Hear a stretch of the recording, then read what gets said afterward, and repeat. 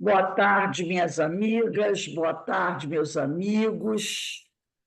Nós estamos aqui na Sociedade de Estudos Espíritas Francisco de Assis, hoje, dia 12 de julho de 2024.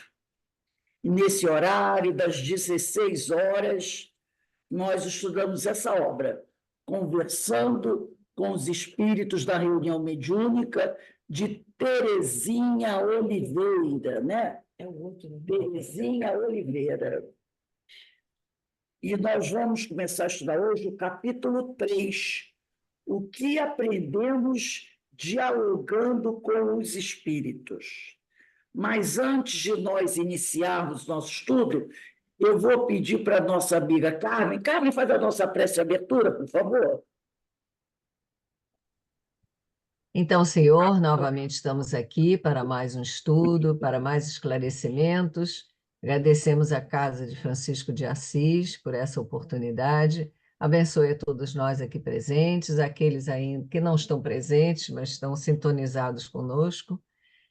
Que possamos ter uma tarde de estudos produtivos e que eles façam presença em nossos corações através do conhecimento que vamos adquirir. Graças a Deus. Graças a Deus. Vamos iniciar aqui o nosso estudo. Já estamos aí a Bárbara, o Beto, a Marinês, o José Marcos, a Márcia, a Carmen, vamos ver mais, Verinha, Ana Constantino, Denise, estamos todos aí, já iniciando os nossos estudos. Então, como eu falei, o livro é Conversando com os Espíritos da Reunião Mediúnica. Boa tarde, Bárbara. Bárbara está dando boa tarde aqui para todos. Da Terezinha Oliveira. O capítulo 3, o que aprendemos dialogando com os espíritos.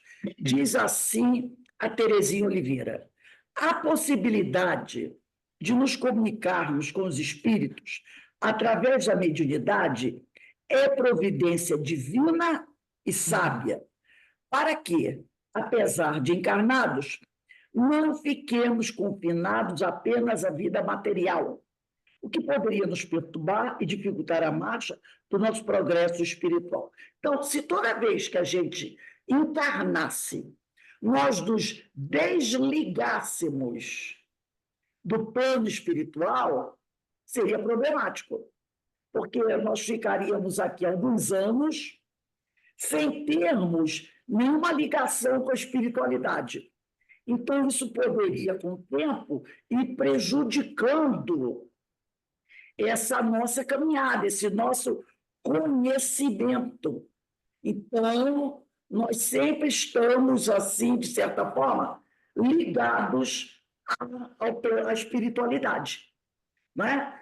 Estando encarnados, no desdobramento, a gente entra em contato com os espíritos, na mesa mediúnica também a gente entra em contato com os espíritos. Então, tudo isso vai nos ajudar nesse contato, para que a gente não se desligue, né? Porque nós precisamos continuar, né? Vamos dizer assim, linkados à nossa verdadeira vida, que é a vida do espírito. Então, ela diz aqui, graças à mediunidade, esse divino canal de comunicação, podemos conhecer algo mais da realidade transcendente e dar-nos melhor orientação à nossa vida terrena. Então, a mediunidade, né, é esse canal que nos deixa sempre em contato com tudo que está havendo no mundo espiritual. E também nos deixa em contato com os benfeitores, que podem o quê? Mandar as mensagens para a gente, né? Os esclarecimentos, os conhecimentos. Recorrer ao intercâmbio mediúnico é como abrir uma janela para observarmos o lado de lá da vida, que é o verdadeiro lugar onde devemos estar, sem deixar de nos sentirmos ainda seguros e protegidos pela vida corpórea. E que conhecimentos admiráveis obtemos então? Porque a vida espiritual é a nossa verdadeira vida, né? Tudo isso aqui é um campo, é uma escola, até uma escola. Enquanto o aluno precisar de conhecimentos que a Terra pode oferecer, ele vai encarnando por aqui. Mas, realmente, a nossa verdadeira vida é no plano espiritual. A gente passa mais tempo no plano espiritual do que no plano encarnado. Porque o intervalo entre duas reencarnações, o período que a gente fica na eletricidade, é longo, não é curto, não. Normalmente, se estamos no nosso nível aqui, né? É 200, 300 anos, atualmente, para uma nova reencarnação. O período é esse, de 200 a 300 anos. Alguns que já estão mais evoluídos, um pouco mais. Quanto mais necessidade de conhecimento, mais esse período diminui. Agora, tem outros casos também que o período se alarga porque a pessoa também está muito desequilibrada, né? Então, estar participando desse intercâmbio, eles até vão abrir uma janela para nós nos aprofundarmos mais ainda na vida espiritual, sem nos deixar, ficando seguros, porque estamos aqui na Terra, mas vamos tendo o conhecimento do que a vida no mundo, acontece no mundo espiritual. Intermediados pelos médiuns, os que pensávamos estarem mortos, quer dizer, os invisíveis, né? Se nos apresentam vivos no plano espiritual e comprovam sua individualidade, não somente pela aparência do corpo perispiritual com que se apresenta, né? Então, é através dos médiuns que os desencarnados comprovam que eles estão vivos. Parece ser uma coisa bem maluca, né? Então, aqueles que nós pensávamos estar mortos provam que não estão mortos, estão vivíssimos através dos médiuns.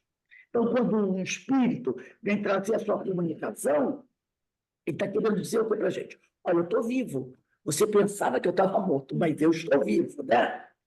Entenda? Então, não somente pela aparência do corpo espiritual, que ele se manifesta, ele prova a sua individualidade, quando se apresenta, como pelas manifestações de sua intelectualidade e afetividade, obrigando-nos a concluir que a morte do corpo não é o fim da vida. A morte do corpo é apenas a morte daquele corpo material, só, que tem um prazo de validade. Ele tem um prazo de validade. Como tudo aqui na Terra. Tudo aqui na Terra tem um prazo. Tudo que é material que está aqui na Terra tem um prazo de validade. Quando você vai no mercado fazer compras, o que você faz? Você pega os produtos e olha o quê? O prazo de validade, não é? Para você não levar nada em decomposição para casa. Então, porque se você pegar um pacote de um biscoito, de alguma coisa, e tiver uma data de validade vencida, você sabe que está levando um produto que está entrando em decomposição para casa. Então, não tem prazo de validade. Carro, não é só comida, né? Tudo tem prazo. Bebidas têm prazo de validade, tudo tem prazo de validade. Remédios têm prazo de validade, objetos têm prazo de validade, o computador, cada vez mais o prazo de validade dele é menor, porque rapidamente saem novos computadores, né? E o nosso vai ficando fora de linha, daqui a pouco você tem que começar a investir para melhorar alguma coisinha nele, mas daqui a pouco não dá mais, porque os novos programas que chegam, ele já não comporta, então você tem que comprar um computador novo, um celular novo, né? Tudo tem prazo de validade. Nosso corpo também tem prazo de validade. Mas o espírito, não. Esse não tem prazo de validade. Tá? Esse é imortal. Então, diz aqui, aí esse espírito vem nos dar a sua comunicação, nos traz seu conhecimento, demonstra a sua inteligência para todos nós, e a gente chega à conclusão que a morte do corpo não é o fim da vida. A mediunidade assume maior valor quando não somente vemos e observamos os espíritos que se nos apresentam, mas, dialogando com eles, passamos a colher explicações inestimáveis sobre a continuidade da vida do além. Realmente, aquele que teve a oportunidade de ver um espírito, esse sim, né, tem ali a certeza de que essa vida continua. Quando ele vê esse espírito, ele identifica esse espírito, esse é papai, esse é mamãe, esse é titia, esse é vovô, esse é meu irmão, esse é meu amigo. Por quê? Ninguém vai poder dizer que você é louco. Não, eu vi fulano de tal. Então, todo mundo pode ir contra mim, mas eu sei o que eu vi. E quando você consegue conversar com eles, né, e recolher informações inestimáveis sobre a continuidade da vida do além, aí sim a mediunidade assume um grande valor. Quanto temos a aprender neste trato, quer dizer, nessa interação com os espíritos, sábia e providencialmente estabelecidos por Deus. Então, Deus, nós já vimos isso lá no Livro dos Espíritos, né? Vai enviar sempre os seus mensageiros para nos ajudar, não só nas questões espirituais, mas também nas questões materiais. O Espírito de Verdade falou isso para Kardec e deixou bem claro: se eu não te ajudasse também nas questões materiais, era como se eu não te amasse. Ele deixa isso bem claro para Kardec, no Obras Póstumas, né?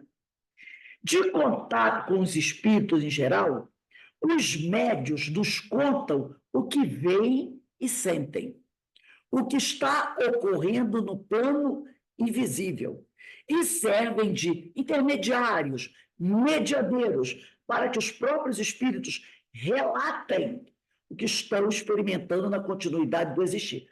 Naquele livro, Histórias que os Espíritos Contavam, do Hermínio de Miranda, hoje, se der tempo, eu vou trazer mais um depoimento de espírito, a gente fica sabendo o que pode acontecer com o espírito, né? Na vida após a morte do corpo físico. Né? O que ele vai vivenciar, o que ele vai experimentar, o que ele vai sofrer, o que ele vai pensar. E a gente percebe o seguinte: nossa, não mudou nada, igualzinho a gente aqui. É igualzinho a gente aqui. Né? E a gente fica assim, nossa, eu pensei que virava santo, né? Eu pensei que ia crescer asinha, que ia tocar flauta, ia tocar, né? Como é que é o nome daqui? Violino, nada, não vai tocar nada. Né? Se tomar cuidado, está tocando a mão na cara dos outros, porque alguns dizem, né, que querem continuar agredindo. E aí a gente percebe que essa coisa de que morreu, virou fantasminha, né? Virou anjo, que tudo é uma fantasia, uma grande fantasia, né? Então, ela diz aqui: ficam evidentes, então, as situações de felicidade ou de infelicidade que os espíritos encontram no além. São justo, olha o que ela diz aqui, ó, são justo resultado dos atos bons ou maus que eles praticaram na vida terrena. A cada um, mais do que nunca, essa frase de Jesus é válida, a cada um segundo as suas obras. Então, quando você entra em contato com os espíritos, ficam evidentes as situações de felicidade ou de infelicidade que os espíritos encontram no além. Ela fala além, vamos falar, né, na erraticidade. São justo resultado dos atos bons ou maus que eles praticaram na vida terrena.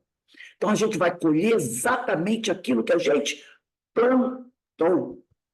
Fica igualmente evidente as leis divinas, de fato, dão a cada um, que eu já tinha falado, né, segundo as suas obras, sem lhes negar nunca novas oportunidades de recuperação e de progresso na vida espiritual e através da reencarnação. Então, como nós falamos, né, fica igualmente evidente a cada um segundo suas obras, mas a misericórdia divina está sempre presente. E aí o Pai sempre dará para cada um de nós novas oportunidades de recuperação, de progresso na vida espiritual, através da reencarnação. Então, a gente sempre terá, né, novas oportunidades. Mas é claro também que quanto mais tempo a gente demorar nessa estrada da dor e do sofrimento, essas novas oportunidades virão com certeza, mas serão cada vez mais complicadas, não é? Mais difíceis. O curso vai ficando sempre mais complexo. Crescendo o nosso entendimento a respeito da vida na imortalidade. Regina, quer falar alguma coisa? Se quiser, que ela ligou o microfone, se quiser falar, Regina, pode falar, tá? Crescendo o nosso entendimento a respeito da vida na imortalidade, acabamos por perceber o que também lá nos aguardará,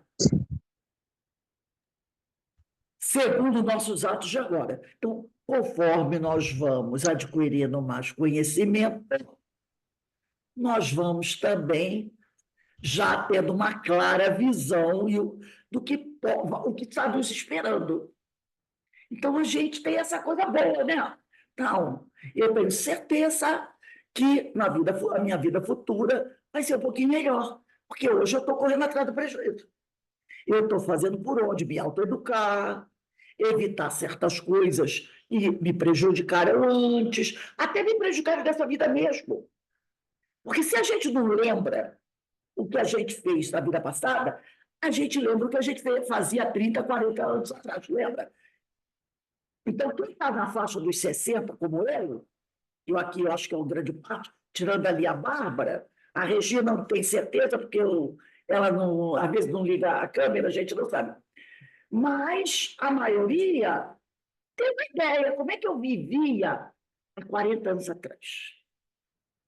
Eu era mais ansiosa, eu era mais intolerante, eu era mais impaciente, eu tinha mais vícios do que eu tenho hoje.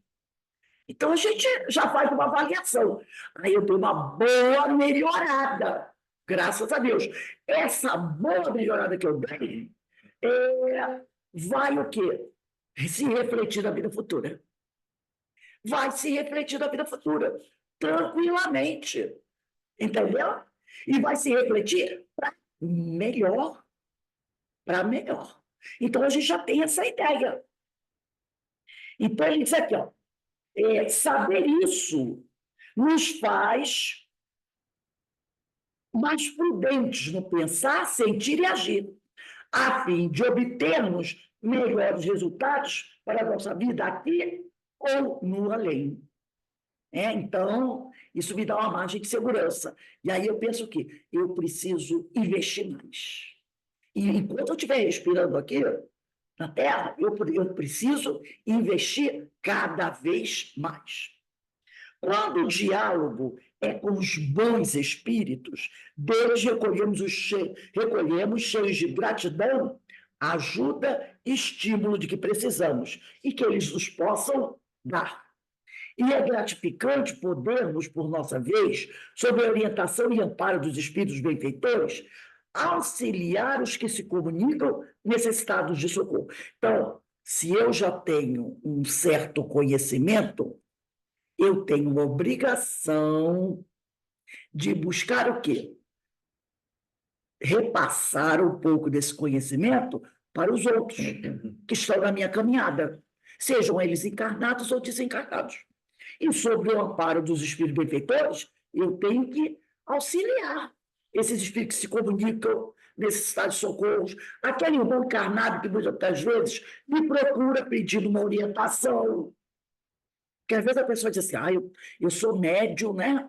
E trabalho na mesa mediúnica, então eu tenho que estar preocupado em sempre ajudar os espíritos, os desencarnados.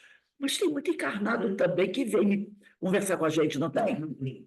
cheio de problemas, de dificuldades. Então, eu também posso usar esse conhecimento para ajudar esses irmãos encarnados, esclarecendo-os, confortando-os e ajudando-os a melhor se encaminharem na vida espiritual. Ninguém progride sozinho. Ninguém. A gente sempre precisa de alguém. Tá? E tem sempre alguém precisando da gente também. Qualquer que seja o estado dos espíritos, tudo que aprendermos conversando com eles sempre será útil para nos orientar a conduta desde agora, seja o espírito inferior, seja o espírito superior. E como os espíritos menos felizes, vamos dizer assim, nos ensinam, né? Porque quando eu escuto o testemunho de um espírito menos feliz, eu faço comparação com a minha vida. E, de repente, eu percebo que, caramba, tudo isso aí que ele está falando, fazendo, eu também, né? Eu também andei falando, ando falando, fazendo. Opa, eu tenho que melhorar, porque senão, esse aí sou eu amanhã. Então, os espíritos menos felizes nos ensinam muito, né? Nos ensinam muito. E os benfeitores nem precisa falar, né? Durante a vida de encarnados, né? Sempre será útil para nos orientar a conduta desde agora, né? Durante a vida de encarnados, como para iluminar que nos aguarda depois, como desencarnados. Orientados pelo Espiritismo, exercitemos confiantes a mediunidade e aprendamos a dialogar com os espíritos para aurir todo o valioso conhecimento que é possível colher. Através do intercâmbio com o plano invisível, providencialmente estabelecido pela sabedoria e amor de Deus. Então, orientados pelo Espiritismo, né, vamos exercitemos confiantes à mediunidade e aprendemos a dialogar com os espíritos. Não só com os desencarnados, como com os encarnados. Porque às vezes você chega numa mesa mediúnica, você encontra um companheiro cheio de problema, você conversa com ele, dá uma orientação, um esclarecimento para ele. Você sai da casa espírita, chega dentro de casa. Aí chega uma visita, um parente, um amigo, ou um marido, ou um filho, sei lá, começa a conversar com ele e você diz assim, nossa, é o mesmo problema. O mesmo problema que o desencarnado tem, esse amigo meu tem. Às vezes, raiva de alguém. A gente encontra muito isso, né? O desencarnado dizendo que foi prejudicado por alguém, está com raiva de alguém. E aqui na Terra, quantos a gente encontra, né? Às vezes é problema do trabalho, um companheiro que se sentiu prejudicado pelo outro, porque acha que o patrão, o chefe dele, não reconheceu o valor dele e não deu a promoção para ele, deu a promoção para o outro. E ele se sentindo vítima, prejudicado, porque junto com a promoção viria um aumento salarial, que ele já estava planejando, né? Fazendo planos com esse aumento salarial. E o aumento salarial não veio. E aí ele faz o quê? Dirige toda a raiva dele para cima daquele chefe.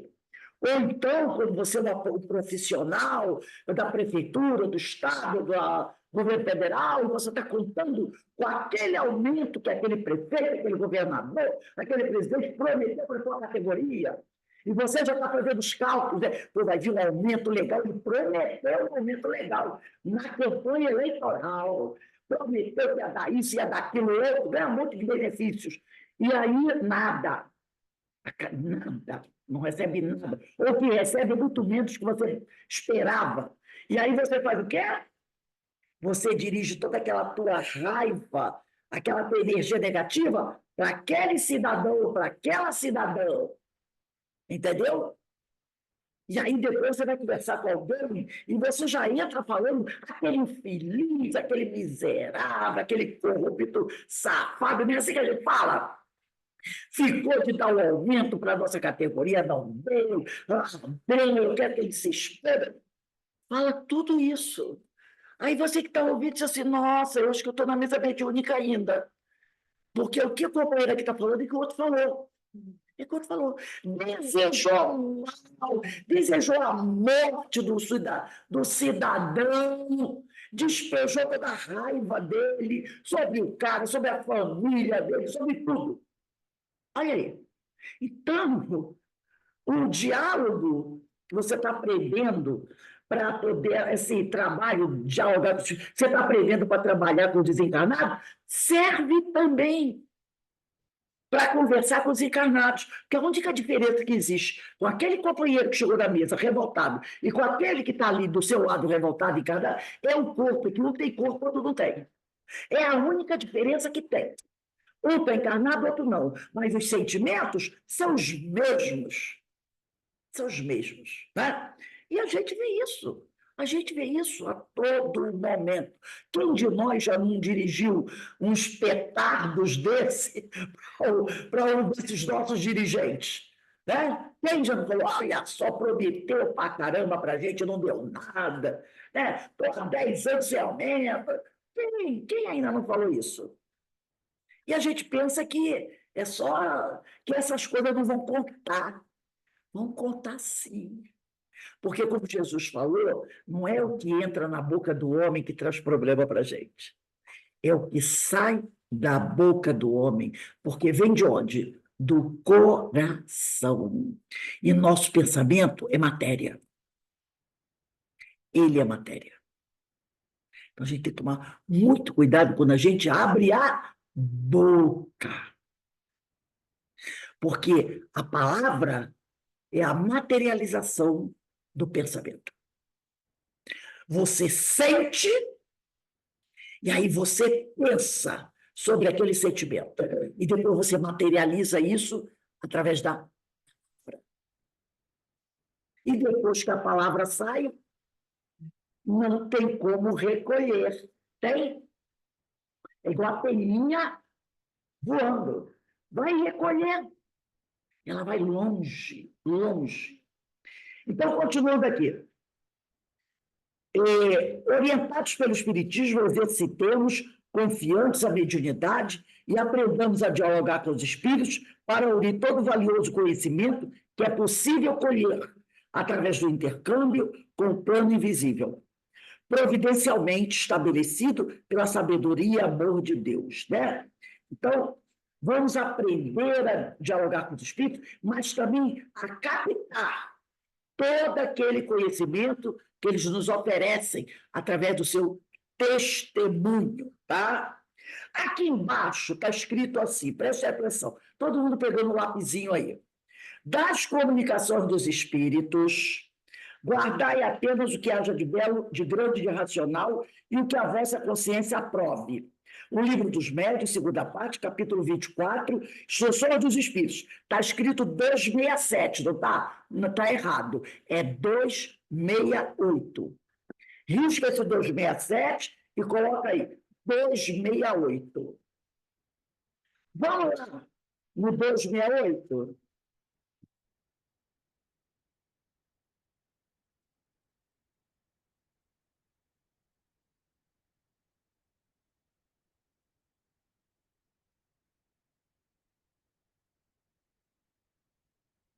Dois 268, item 17. Podem os espíritos, por meio de comunicações escritas, inspirar desconfianças infundadas contra certas pessoas e causar dissídios entre amigos? Espíritos perversos e invejosos podem fazer no terreno do mal o que fazem os homens. Por isso é que estes devem estar em guarda. Os espíritos superiores são sempre prudentes e reservados quando têm de censurar. Nada do mal dizem, advertem cautelosamente. Se querem que nos interesse delas, duas pessoas devem ver-se, darão causa a incidentes que as separarão de modo todo natural. Uma linguagem própria a semear a discórdia, a desconfiança, é sempre obra de um mau espírito, qualquer que seja o nome com que se adorne. Assim, pois, usai de muita circunspecção no acolher o que de mal possa o espírito dizer um de vós.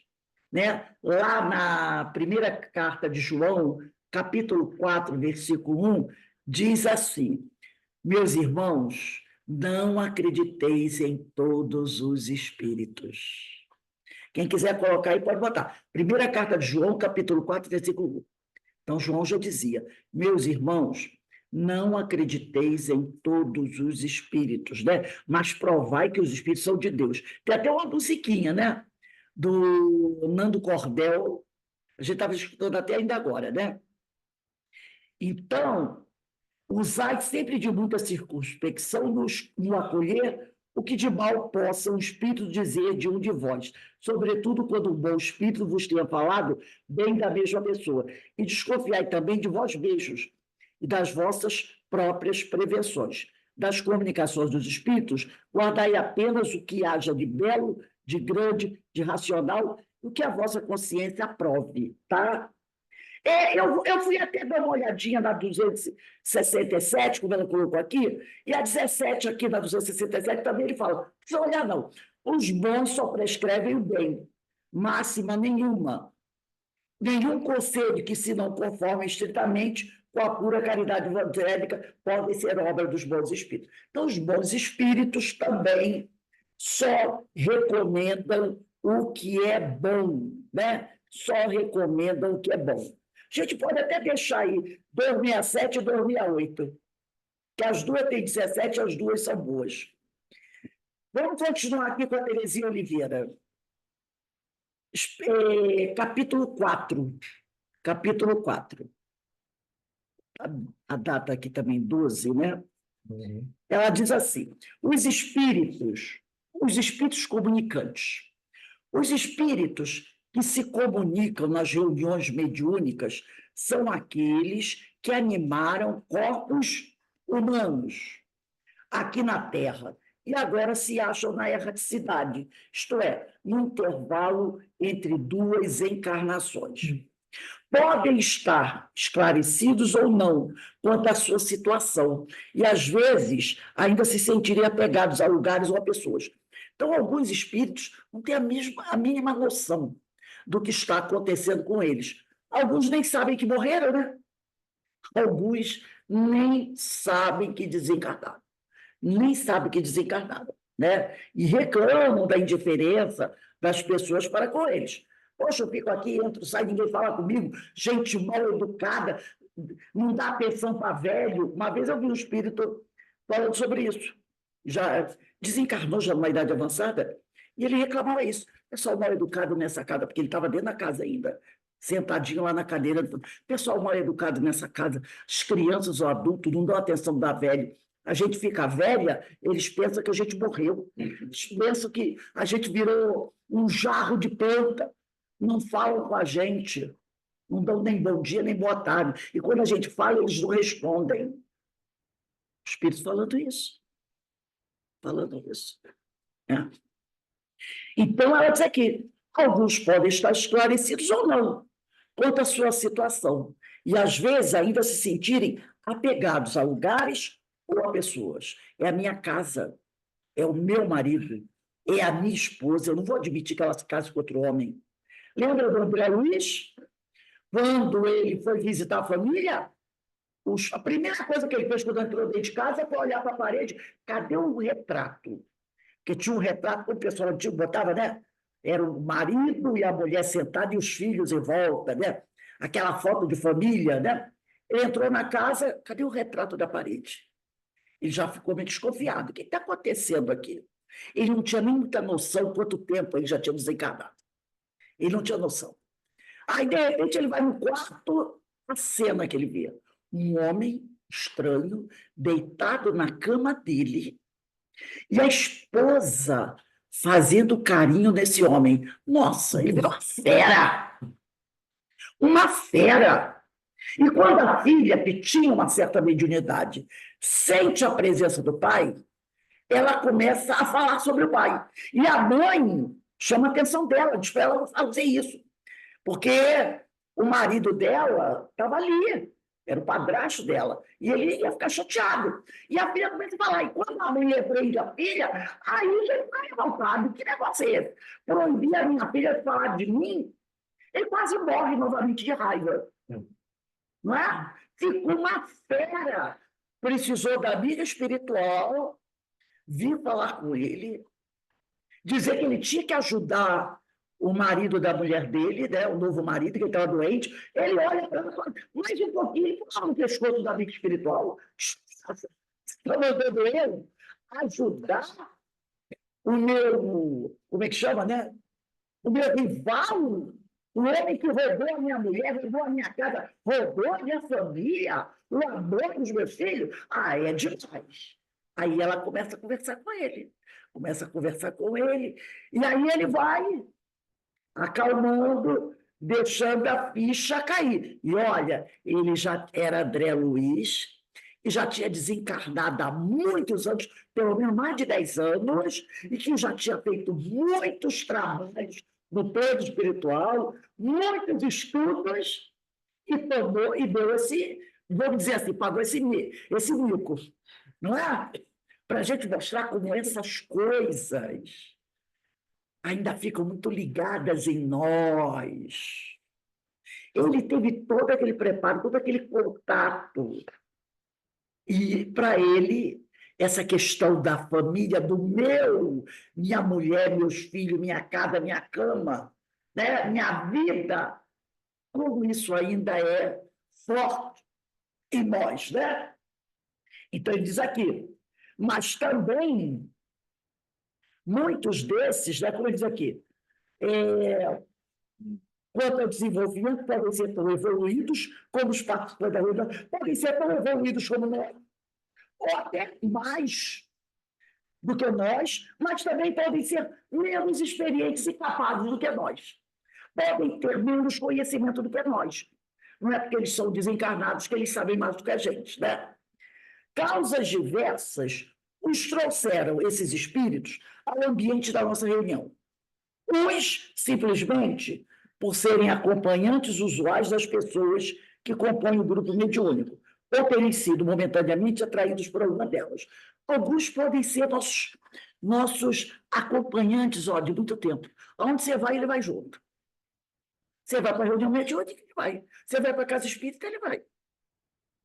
Entendeu? Então, tem uns que podem estar colados, aprendido um pouco, estar colado com a gente. Ou alguns são atraídos para algumas reuniões. Então, como a espiritualidade sabe que você frequenta essa reunião, induz aquele espírito a te acompanhar. E aí ele te acompanha e vai para a reunião, né? Outros vieram de modo espontâneo, desejosos de participar de nossos estudos, experiências, para neles aprender a colaborar. Alguns sabem, olha, poxa, interessante, eu passei lá, interessante ouvir, gostei desse negócio. É igual os encarnados que às vezes passam da porta da casa espírita, ou vai lá para fazer alguma coisa, levar alguém. Escuta, eu lembro de um amigo nosso, né, que há muitos anos atrás, ele ia levar a esposa na casa espírita, mas ele não entrava. Ele era católico, ele não entrava. Ele ficava no portão, né? Aí deixava ela da casa espírita, depois ele ia embora. Depois ele vinha buscar. Aí, uma vez, ele veio buscar, veio um pouco mais cedo buscar. E a reunião estava rolando. E ele ficou no portão. E ele gostava desse lado científico, né? Aí ele disse assim, nossa, esse troço é interessante. Estou gostando do que o palestrante está falando sobre ciência, aquela coisa toda. Aí ele abriu o portão e entrou. Mas não foi dentro, não, foi encostadinho no portão qualquer coisa. Ele abriu a porta e saiu correndo. Isso foi o que ele falou depois. Ele entrou e puxou a porta para dentro. E era um curso que estava sendo dado, né? Sobre questões de perispírito, essas coisas, né? Fluido. Ele achou interessante, né? E aí, na outra semana, ele veio. Ele entrou lá e ele ficou em pé lá atrás. Passou, se tornou um trabalhador da casa, um estudioso mais dedicado que a própria esposa.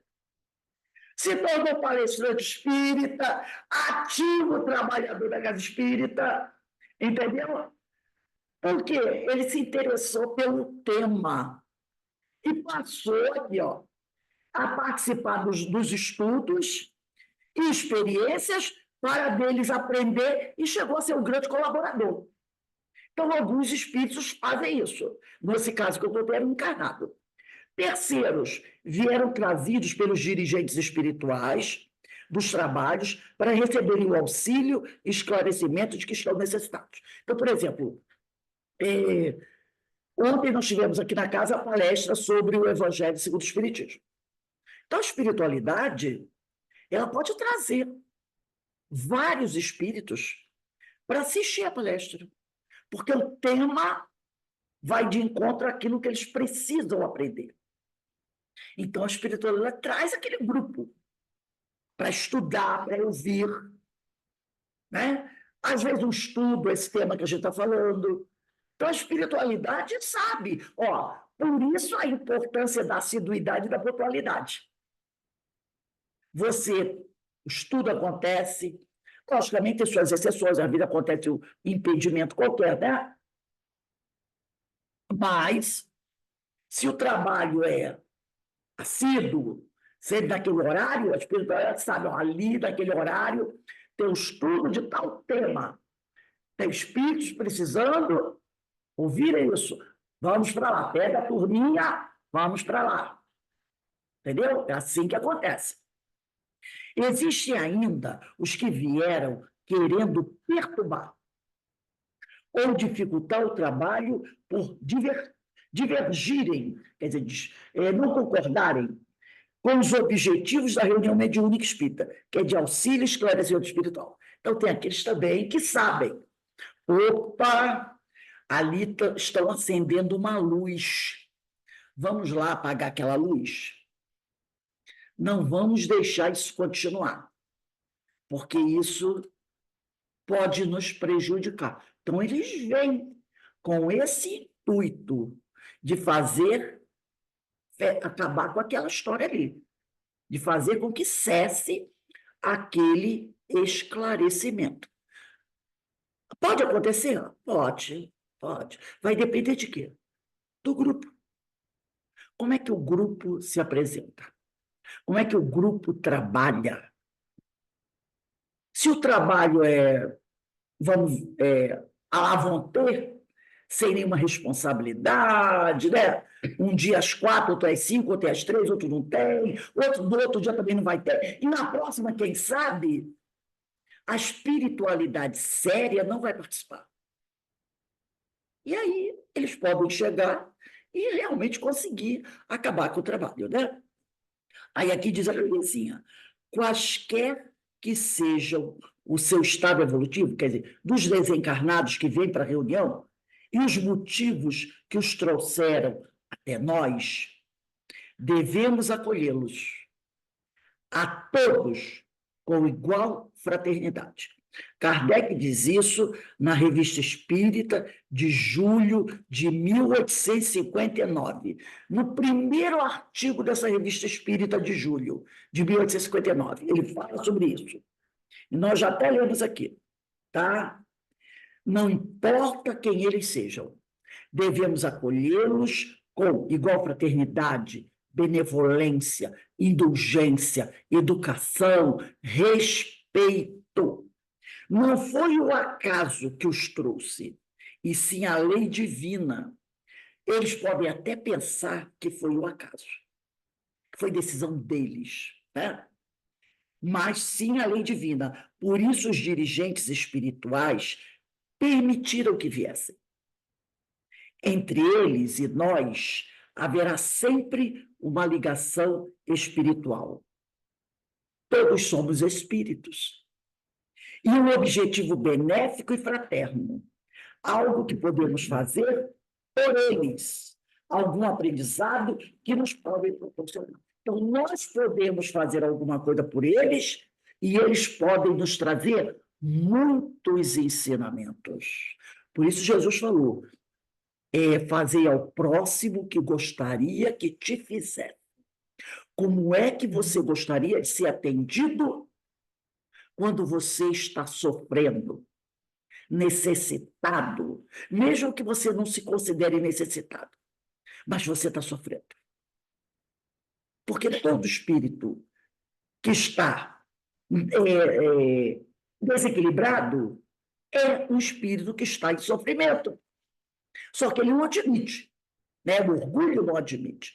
não permite que ele admita esse sofrimento. Mas a gente sabe, se está em desequilíbrio, está em sofrimento. E como é que ele deve ser tratado? Como nós gostaríamos de ser tratados se nós estivéssemos no lugar dele. É assim que o dialogador, aquele que trabalha no trabalho na mesa mediúnica, tem que tratar. É da mesma forma que nós temos que tratar aquele encarnado que também está sofrendo, com amor. Eu trouxe aqui, como eu falei para vocês, um caso, mais um caso daquele livro, Histórias que os Espíritos Contaram, do Hermídio de Miranda. Eu vou compartilhar aqui com vocês essa história desse livro, Histórias que os Espíritos Contaram. O capítulo é O Vinho. O Vinho. Muito interessante. Nós vamos ver coisas aqui que é muito parecido com coisas que nós já vivenciamos, né? Já vivemos. Diz assim o Hermínio. É um espírito, como eu falei, o Hermínio de Miranda tinha na casa dele um grupo de amigos espíritas e eles faziam semanalmente na casa dele uma reunião mediúnica. Todos os trabalhadores que estavam com o Hermínio eram pessoas altamente estudiosas da doutrina, assim como o Hermínio era, tá? Todos eles preparados, estudiosos, não eram pessoas aventureiras, não. Quem conhece Hermínio de Miranda sabe que ele era um cientista, um grande estudioso da doutrina, né? Então, os companheiros que estavam com ele, às vezes o Divaldo participava dessa reunião, o Chico já tinha participado também, o Chico não, mas o Divaldo com certeza. Toda vez que ele via o Rio, ele se reunia com esse grupo dos 7, que era assim que eles se chamavam, o grupo dos 7. E as doutrinações eram doutrinações que às vezes levavam 1 hora, 2 horas, então muitas vezes cada reunião atendia só um espírito, né? Então, e depois eles gravavam essas doutrinações. Todas eram gravadas, depois reuniram essas gravações e publicaram, né? E formaram 4 livros. História que os Espíritos Contaram, A Irmã do Vizir, O Exilado, e tem um outro livro também, o nome que eu aqui não me lembrei, mas sei que eram 4. Então, esse aqui é um dos casos. E ele transcreveu para esse livro, Histórias que os Espíritos Contaram. Diz assim: vemos desta série que os irmãos desencarnados, trazidos ao grupo mediúnico, recai sempre numa das 5 ou 6 categorias usuais, embora conservando certo colorido pessoal. O desta narrativa é do gênero autoritário, agressivo, habituado a mandar e não a obedecer. Então, ele está dizendo que, quando os espíritos chegam, eles começam... O problema de todos eles, da maioria, é sempre o mesmo. Autoridade, orgulho, vaidade, né? Violência. Quer dizer, os temas que eles trazem, quase todos são iguais. E ele diz assim: acresce que esse estava irritadíssimo com a interferência do grupo na sua equipe, pois, a seu ver, estávamos aliciando seus trabalhadores. Na verdade, alguns dos seus auxiliares mais diretos já haviam estado conosco, na mesa mediúnica deles, e resolveram não mais regressar à comunidade onde serviam aos escusos propostos aos mandantes. Então, muitos espíritos que vieram para a mesa não voltaram lá para a região das sombras, né? Ficaram por aqui mesmo. E eles estavam chateados com isso. Ele vinha, portanto, não para responder perguntas, mas para fazê-las. Reclama das nossas preces incomodativas, pois durante toda a semana, nos mantivemos ligados a eles pelas vibrações da prece e do amor fraterno. Lembra quando os espíritos falam que, às vezes, 1, 2, 3 dias antes da reunião mediúnica, você sente assim, às vezes, meio incomodado? É porque alguns espíritos que vão dar o depoimento da mesa já estão ligados a você. Entendeu? E aí, ó, o Hermínio está dizendo isso, que esse espírito chegou reclamando, né? Porque aquelas preces que eles faziam nas reuniões incomodavam a eles, pois eles já estavam ligados aos trabalhadores da mesa mediúnica pelas vibrações da prece e do amor fraterno. Na sua opinião, na opinião dele, né, de pessoa autorizada, porque era também, disse ele, um magnetizador, e conhecia os segredos da mente, tais preces eram perigosas induções hipnóticas, que, infelizmente, influíam sobre seus auxiliares por causa da fragilidade de suas mentes. Você sabe muito bem, disse ele, que temos de trabalhar com mentes mais fracas. É o que ele diz para o Emílio. Né? Então, aquelas preces estavam trabalhando, porque as pessoas que eles procuravam dominar, os espíritos que eles procuravam dominar, eram espíritos que tinham mentes mais fracas.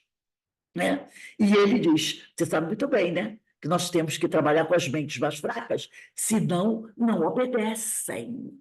Olha só, que o doutrinador tentasse, porém, magnetizá-lo. Ele lança o desafio para o doutrinador, para ver se conseguia. Jamais, pois ele tinha suas defesas e conhecia os artifícios e a técnica empregada. Desse tom mais áspero, mudou depois para uma abordagem mais acalmada, propondo uma espécie de pacto de não interferência. Achava que o campo de trabalho era suficientemente amplo para todos, quer dizer, dá para todo mundo trabalhar. Seguiríamos com as nossas atividades naturalmente modificadas, de forma a não criar-lhes dificuldade, e eles prosseguiriam nas suas. Né? Então, como ele diz aqui, o espaço dá para todo mundo, não é preciso a gente brigar, né? Dá para todo mundo trabalhar, continuar fazendo a sua tarefa. Eu vou pular aqui um pouquinho. Opa. Pular um texto aqui. Vamos lá. O doutrinador, o doutrinador lhe fala pacientemente, tentando encorajá-lo ao relato, tentando fazer, né, ele se abrir, né?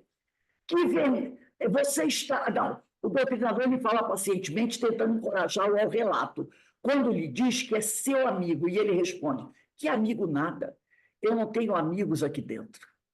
Não tenho nada a mostrar nem a falar aqui. Você está enganado. Que veneno? É um licor. De repente ele fala, né? Que veneno? Né? Como se alguém tivesse perguntado ele alguma coisa. Que veneno? É um licor. Quem toma isso vai dormir o sono da tranquilidade. Claro que não tomei. Então, de repente, é como se alguns flashes viessem na cabeça dele sobre alguma coisa que ele vivenciou. E me parece que ele, quando o doutrinador diz que é amigo dele, ele diz: você não é meu amigo, aqui eu não tenho amigo. Eu não tenho nada a mostrar nem falar aqui, você está enganado. E, de repente, ele tem um flash na cabeça dele. E ele fala sobre veneno. Ele diz: que veneno? É um licor. Quem tomar isso vai dormir o sono da tranquilidade. Claro que eu tomei. Então, se o doutrinador foi inteligente, o doutrinador já vai perceber: opa, tem coisa aqui, que eu não perguntei a ele nada sobre veneno. Como é que ele veio com essa história de veneno? É alguma coisa que surgiu na mente dele. E por que o gosto, então? Ele começa a falar sobre o gosto, ele está sentindo o gosto de alguma coisa, né? Então, ele está relembrando alguma coisa. Não sei, continua ele falando, não tomei uma taça. É um amigo que vai chegar aí, vai chegar naquela porta ali, vai entrar por ali. Esta é a pequena sala em que recebo as pessoas. Reparem, ele já está o quê? Relembrando alguma coisa do passado. Ele já está sendo o quê? Magnetizado, induzido a trazer essas memórias. E aí ele diz: vai entrar ali e vamos tomar um bom vinho para comemorar. Mas acontece que ele não sabe. Aquele lugar tem que ser meu. Ninguém vai ocupá-lo. Simplesmente ele tem que ser removido. Repare, ele vai receber um amigo, mas ele está com outra intenção em relação a esse amigo. Longa pausa cheia de hesitações. E daí? Daí? Aí ele fala: o maldito trocou a taça sem eu perceber. Em seguida, grita indignado. E agora está rindo aí na minha cara. Você não está ouvindo as gargalhadas dele? Ele fala para o doutrinador. Enquanto me contorço aqui, ele ri. Olha como ele dá gargalhadas. O maldito. Está vendo como ele dá gargalhadas? Você ouve? Eu ali estou morrendo. Ele não sabe que isso não vai ficar assim. Vou persegui-lo. Tenho perseguido ele a vida inteira. E agora sei onde ele está. Repare, ele agora já está falando de um fato que já aconteceu depois desse fato que ele morreu. Né? Ele já está falando o quê? Uma atitude de vingança contra aquilo que aconteceu. Tanto que ele diz, né? Eu estou perseguindo ele. Isso foi depois desse lance aí do veneno. Ele não sabe que isso não vai ficar assim, vou persegui-lo. Aí ele diz, tenho perseguido. Então você já vê que já passou um tempo depois disso. Tenho perseguido ele a vida inteira. Já é a vingança pelo que aconteceu lá naquela sala. E agora sei onde ele está. Só que para uma vingancinha diferente. Estou dando corda a ele. Porque esse amigo, entre aspas, está encarnado agora. E ele não. Então ele diz assim: ó, estou dando corda a ele, para ele subir, subir. Ele quer subir, ele quer ser importante. Quando ele estiver lá em cima, não sou eu que vou derrubar, não, meu caro, não, são vocês aí mesmo. Há os que estão em volta dele, vão dizer que ele está louco, vai cair. Vai cair do trono, vai cair do trono. Sim. Aí o doutrinador assim, o doutrinador vira e diz assim para ele: sim, mas você não queria eliminá-lo? Porque quando você o convidou para ir da sua casa, você disse: eu quero o lugar dele. Né? Você não convidou, não queria eliminá-lo? Eu tinha justas razões. Sei, quais são essas justas razões? Você queria, você queria aquele lugar, né? Você queria. Aí ele disse: aquele lugar era para ser meu. Onde era esse trono? Onde mais? Quer dizer, ele convidou o amigo para ir à casa dele, mas ele queria envenenar o amigo para poder tomar o lugar do amigo, né? Mas a coisa deu errado. Coisa deu errado. Aí o doutrinador pergunta: onde era esse trono que você queria? Onde mais? Onde houve tantos tronos? Quando o doutrinador diz a palavra-chave, ele estremece. Aí o doutrinador pergunta: no Vaticano? Você queria ser, então, o sucessor do nosso Pedro? Quer dizer, ele queria ser Papa. Governar em nome de Jesus? Não conseguiu dessa vez? Você acha que aquele irmão é culpado? Ele é maldito, maldito. E você conseguiu de outra vez? Aí ele diz assim: o que você não faz? Eu queria conseguir naquela época. E você acha que estava preparado, diz o doutrinador, para ser o representante de Jesus na Terra? Claro, claro, claro. Mas eliminando um companheiro pelo veneno, claro, tudo era possível. Ele não me eliminou pelo veneno. E ele eliminou outros pelo veneno, como eu já havia eliminado outros. O veneno era um grande segredo. Quando a gente fala do anel, né? O anel com a pedra que abriu o veneno dentro. Sim, disputando uma posição de pastor de almas. Você, com o veneno, resolvia todos os problemas? Resolvia mesmo. Por que não resolveu o seu, meu irmão? Né? Por que não resolveu o seu? Depois, né, resolveu o meu também, porque eu me vinguei. Tudo em nome de Jesus? Perguntou o doutrinador, né? Aí ele diz assim: tudo em nome não sei de quê. Assim que disputamos as posições que somos destinados a ocupar, aí o doutor pergunta: assim que disputamos as posições que somos destinados a ocupar? Meu amigo, aí olha o que ele diz para o doutrinador: meu amigo, você conhece muito pouco dos meus, para falar assim, quer dizer, daqueles que eram como ele, né? Você conhece muito pouco. Você também usaria o veneno se tivesse lá naquela ocasião, diz ele para o doutrinador. Se te desse a ocasião e os motivos, você usaria o veneno. O poder era tudo. Só os poderosos tinham lugar ao sol. Aí o doutrinador pergunta para ele: a consciência não importa? Ele: não, a consciência se compra. Percebeu? A consciência se compra, né? A consciência, você se confessa, quem perdoa? Você mesmo? Então não é preciso ir a Deus? Deus está em nós, nós também estamos em Deus. Aí depois ele diz assim, né? O perdão, ele diz que ele mesmo, não precisa que ninguém o perdoasse, ele mesmo se perdoava, né? O perdão, ele diz, é ausência de culpa. Eu não poderia me sentir culpado por alguém que me assassinou. A culpa dele neutralizou a minha. Quer dizer, fogo cruzado, né? Você, então, não deve nada perante as leis do nosso Pai? Não, pelo contrário, ele que me deve. Ele me tirou a vida, só Deus pode tirar a vida. Olha o que ele está, a argumentação dele. Sei, você, então, era Deus para querer tirar a vida dele? Que é isso? Você está torcendo as coisas. Meu irmão, você assumiu a posição divina e resolveu tirar a vida dele. Aí ele trocou as taças. Ele desconfiou que você ia tirar a vida dele, ele trocou as taças. Aquilo ali, diz ele, é um antro de gente podre. Todos os que estão ali, procura ver as fichas deles. Nenhum deles é melhor do que eu. Todos têm crime nas consciências. E, no entanto, eles estão lá. Né? Então, a gente vê, né, aquele discurso frio, pulando mais um pedacinho aqui. Né? Vamos lá. Eu era quem de direito. Né? Aí ele pergunta, você era o cardeal? Eu era quem de direito? Vamos agora mais atrás, para buscar outras razões disso. Desejo que você descubra no seu íntimo por que está aí dentro guardado, porque você abandonou a doutrina de Jesus. Afinal, ele era um sacerdote. Por que você não a aceita?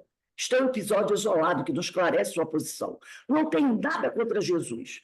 O doutrinador insiste com certa energia na regressão, do desejo de ir até as raízes do problema. Caso contrário, o companheiro sairia dali, ainda sem estar devidamente convicto da necessidade imperiosa de reformulação das suas falsas posições. Em breves instantes, ele recai no contexto de outra encarnação e começa o relato. Faço vinhos dos melhores. O vinho outra vez, né? Todos os homens importantes vêm beber na minha casa, porque tenho o melhor vinho. Sou um homem rico e tenho Raquel, que é linda. Ela é o meu sonho, ela é a luz desta casa. É sua filha? Sim. Está prometida a um nobre. Farei os melhores vinhos. E o que aconteceu a Raquel? Raquel ficou louca. Foi um velho que enlouqueceu. Contou histórias loucas, história de um louco. Isso já é outra encarnação dele. Ela era prometida a um nobre mais rico. Isso ia dar força à minha casa, porque ele ia casar a filha com um homem rico, né? E ela, aí o doutrinador falou, e ela seguiu Cristo. Cristo seguiu a loucura, largou tudo,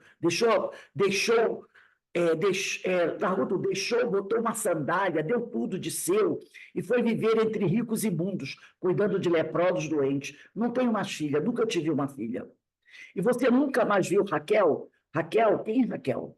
Raquel foi um sonho, eu perdi tudo. O noivo não me perdoou. Ele arrasou com a minha casa, tudo por causa de um pesadelo, uma loucura. Está tudo rodando, rodando.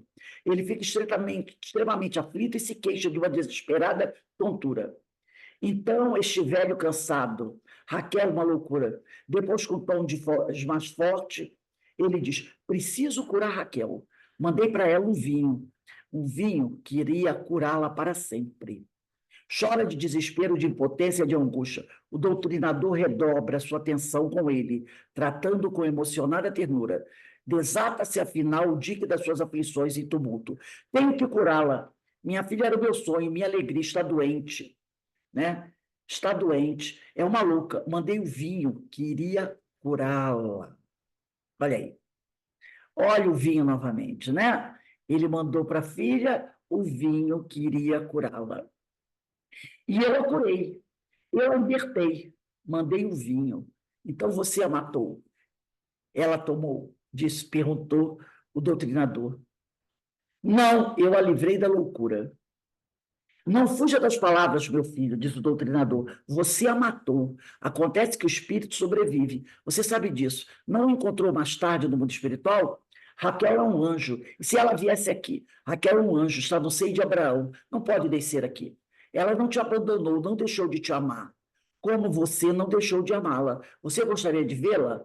Raquel, quem é Raquel? Está tudo tão longe, está tudo fugindo, estou longe, longe, a ponte, estou lá tão longe, não posso passar, a ponte, não posso. O doutrinador lhe disse uma última palavra de consolo, de estímulo e de esperança. Em seguida, ele é retirado. Aí está, com toda a sua fantástica precisão, o mecanismo das leis divinas e os desastrosos resultados que colhemos quando tentamos ludibriá-las. O antigo comerciante de vinhos libertou sua amada filha Raquel da loucura de ter optado pelo Cristo. Séculos e séculos depois, em elevados postos dentro da hierarquia eclesiástica, supostamente a serviço de Jesus, planejou eliminar um rival, um competidor que ameaçava arrebatar-lhe o chamado trono de São Pedro.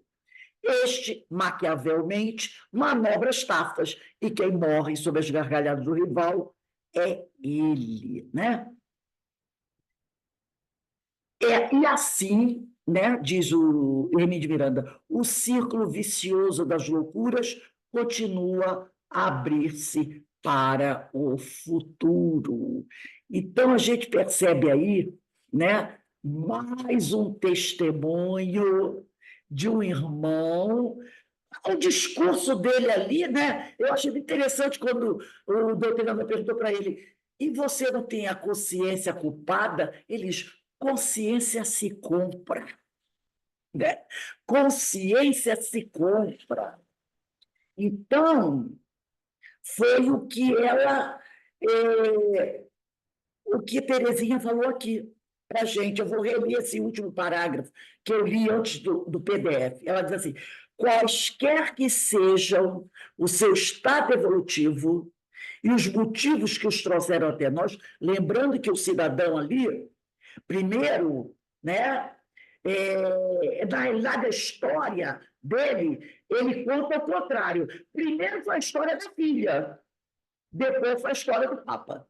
Mas ele fala primeiro do Papa e depois da filha. Mas o primeiro foi a filha, que a filha deixou a casa dele para seguir o Cristo. Então a gente percebe que essa história da filha é mais antiga. É igual aquela outra que nós vimos. Ela deixou a casa para ser uma seguidora do Cristo. Então o que ele faz? Ele já tinha a prática do vinho, já era um vendedor de vinho à época de Jesus. Ele já era um comerciante de vinho. Ele pega o vinho e mata a filha, porque ele considerava ela louca, entendeu? De deixar um casamento, a família, para seguir os homens da casa do caminho. Com isso, ele ficou mal perante a sociedade. Lembra de Paulo de Tarso? O que aconteceu com Paulo de Tarso? Com Saulo, perdeu tudo. Os amigos, até o carinho da família, não foi? Por quê? Porque ele deixou a posição dele na sociedade para seguir os homens do caminho, para seguir Jesus. E ficou jogado aos cães. Era assim que o grupo social que ele estava acostumado, que ele convivia, o considerou um cão. E o próprio pai não aceitou recebê-lo da sua casa. Nem a irmã dele, que, se eu não me engano, chamava Dalila, não aceita. Né? O máximo que o pai deu foi dar um dinheirinho para ele se virando. A mesma coisa aconteceu com esse cidadão. A filha, que era o amor da vida dele, um casamento com alguém da sociedade, deixa tudo para seguir o Cristo. Ele ficou mal. O futuro genro se vingou dele, tirou tudo dele. O que ele faz? Elimina o ponto de vergonha para ele, que era a filha. Manda um vinho envenenado e mata a filha. E continua na própria loucura dele, do ciclo vicioso. Anos mais tarde, por volta do século XVI, século XVII, ele é um sacerdote da Igreja Católica, um cardeal, que aspira a vaga, a possibilidade de ser um papa. Mas tem concorrência. E um dos concorrentes dele é o amigo. O que ele faz? Convida o amigo para vir à casa dele. Mas com a intenção de quê? De eliminar o amigo, envenenar o amigo. Prepara as taças de vinho. O amigo esperto também já estava querendo a mesma coisa que ele. O que ele faz? Troca as taças na hora de distração dele. E ele é que toma o veneno que era para o amigo. Morre. O tempo passa e ele busca vingança. O amigo hoje, pseudo-amigo, está encarnado. É alguém que, se eu não me engano, ele fala, é religioso também, sonha também com uma posição de destaque aqui na Terra. E o que ele faz? Ele está o quê? Colaborando para ele subir. Mas ele diz o quê? Eu não vou fazer nada, eu só estou dando a oportunidade de subir. É vocês mesmos que estão aí que vão puxar o tapete dele. E quando ele cair, ele vai se arrebentar. Essa é a minha vingança, por ele ter me matado. Mas ele diz, mas você também não tentou matá-lo? E é aí que ele fala, né? Ele matou a filha lá no passado. Entendeu? Lá no passado. Foi o primeiro crime que ele cometeu, foi matar a filha. Depois é que ele vai na igreja. Então, continua essa loucura. Continua essa loucura. Né? Então, são esses espíritos. Por isso que a Terezinha Oliveira diz assim, quaisquer que seja o seu estado evolutivo, desse espírito se comunica, e os motivos que os trouxeram até nós, devemos acolhê-los a todos com igual fraternidade. Não foi o acaso que os trouxe, e sim a lei divina. Por isso os dirigentes espirituais permitiram que viessem. Entre ele e nós, haverá sempre uma ligação espiritual, um objetivo benéfico fraterno. Algo que podemos fazer por eles, algum aprendizado que nos podem proporcionar. Então, nós podemos ajudá-los, como esse doutrinador ajudou, esclarecendo, consolando, com muito carinho, com muito amor. Mas, com certeza, ele pode também nos ajudar, trazendo para a gente ensinamentos. Porque quantas vezes você vê um companheiro aqui, isso pode acontecer com qualquer pessoa, né? Está disputando um carro numa empresa com alguém, né? E, de repente, a criatura, você não é o escolhido, é o outro. Será que você aceita bem isso? Poxa, me preteriram. Eu já vi um caso parecido com esse. Não era de disputa de cargo, era de insatisfação com o chefe. Pessoas pedindo coisas gravíssimas para eliminar aquela pessoa. Tá? E isso tem muito. Gente, não precisa muito. Não tem gente que manda matar? Manda matar? Dentro da política, a gente não vê isso? De vez em quando, né, época de eleição, o vereador fulano de tal, lá da cidade tal, foi fuzilado no portão de casa, foi sequestrado, morto, o prefeito de tal, o vereador de tal. A gente não vê isso? Por quê? Disputa pelo poder. Dentro do crime, a gente também não vê isso? Dentro do mundo do crime, não vê isso? Disputa de poder. Um buscando eliminar o outro para tomar a posição do outro, a quadrilha do outro, né? A posição do outro. A gente vê isso toda hora. É só ligar a televisão. Época de eleição, nossa, esse ano já deve ter pelo menos uns 2 ou 3 que eu já vi na televisão, que foram afastados da concorrência dessa forma. A gente continua fazendo essas coisas. Rose, até envenenamento voltou à moda, né? Voltou à moda. Entendeu? Então, a gente continua fazendo isso. Disputando aquele cargo. Né?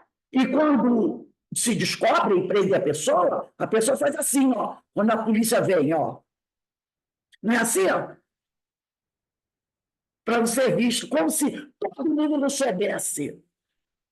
Não tem um caso aí que vai, se eu não me engano, é 10 anos, da Marielle? Ou sim? Marielle, acho que é 10 ou 11. Não tem um caso aí, pessoal? É. Que nós A Marielle, gente, a Marielle, anos e anos. que foi?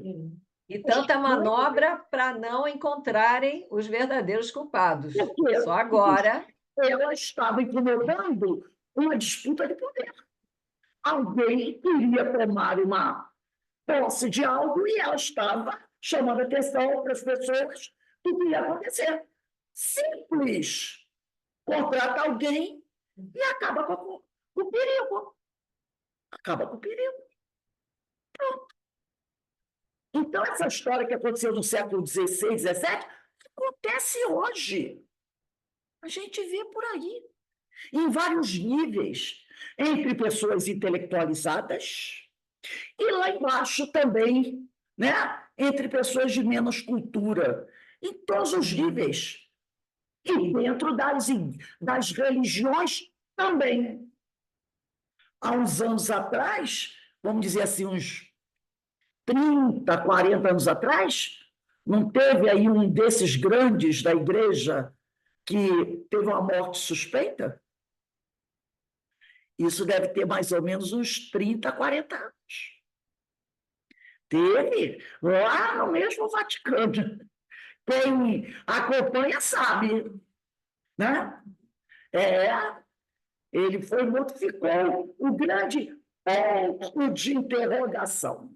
Até hoje tem um ponto de interrogação. Outros dizem que não, foi apenas um problema de coração. Outros botam um ponto de interrogação até hoje. E como é que a gente pode dizer que, não é? Somos nós ainda carregando essas mesmas coisas. Então, esses irmãos chegam à mesa trazendo isso. E quantas vezes nós, lá no passado, já não usamos aquele anel de pedra vermelhona, que quando fazia assim, abria a pedra, dentro da pedra tinha um buraquinho cheio de pozinho branco, que não era droga, não, era para fazer outra coisa, era para botar no vinho. Entendeu? Que era uma prática muito comum, gente. Talvez essa seja uma das práticas mais comuns dentro da humanidade. Eliminar o rival, fazendo ele desaparecer. Está aí. Mas tudo isso depois, né, nós temos que responder. Nada vai ficar impune. Nada. Então, eu trouxe essa para a gente perceber, né, as situações que nós vamos nos deparar nas reuniões mediúnicas, e não é para a gente ficar surpreso, nem triste, nem decepcionado. É a natureza humana ainda deseducada, sem ser evangelizada. Ela age assim. Mas, conforme nós formos nos evangelizando, isso vai acabando. E um dia não haverão mais anéis, pozinho, vinho, eliminações, nada, porque todos seremos irmãos e fraternos, não é? Esse é o caminho para onde nós estamos caminhando, graças a Deus. Então, nós vamos encerrando aqui o nosso estudo de hoje. Daqui a 10 minutinhos, tá? Quando for 5h30, a gente retorna para o estudo do livro dos médiuns, tá bom, meus irmãos? Se alguém tiver mais alguma coisa para falar, aí, tudo bem? Então, Esse livro tem em PDF, esse dos espíritos contaram? ele tem umas coisinhas meio complicadas, porque quem fez o PDF não fez legal. Por isso que, às vezes, aparecia uma coisinha escrita aqui que não estava bem legalzinho, tá? Mas tem PDF sim, eu vou mandar para vocês. Eu procurei até o PDF melhor, mas não achei. Só tem esse. Tá. Ô, Então, Rose, o livro da Terezinha também tem em PDF? A Bárbara estava me eu perguntando. vou procurar ver. Se tiver, eu mando. Tá bom? Tá bom, Se tiver, eu mando. Um beijo aí para vocês. Daqui a tá pouco. bom, até já. Até já.